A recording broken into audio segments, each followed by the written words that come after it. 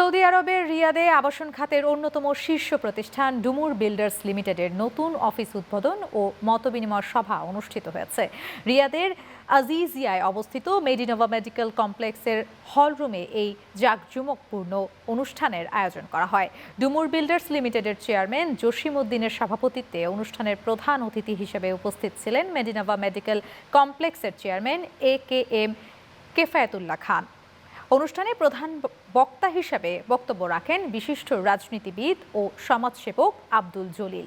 এছাড়া বিশেষ অতিথি হিসেবে উপস্থিত ছিলেন ডুমুর বিল্ডার্স লিমিটেডের বোর্ড অব ডিরেক্টরস এর সদস্য হাফিজ জহিরুল ইসলাম, হাফিজ সাখাওয়াত হোসেন, মিন্টু ভূঁইয়া এবং জাফর আহমেদ। এ সময় প্রতিষ্ঠানটির চেয়ারম্যান জানান, ডুমুর বিল্ডার্স সবসময় গ্রাহকদের আস্থার প্রতি শ্রদ্ধাশীল। রিয়াদের নতুন অফিস চালুর মাধ্যমে প্রবাসীদের বিনিয়োগ আরও সহজ ও নিরাপদ হবে বলেও জানান তিনি।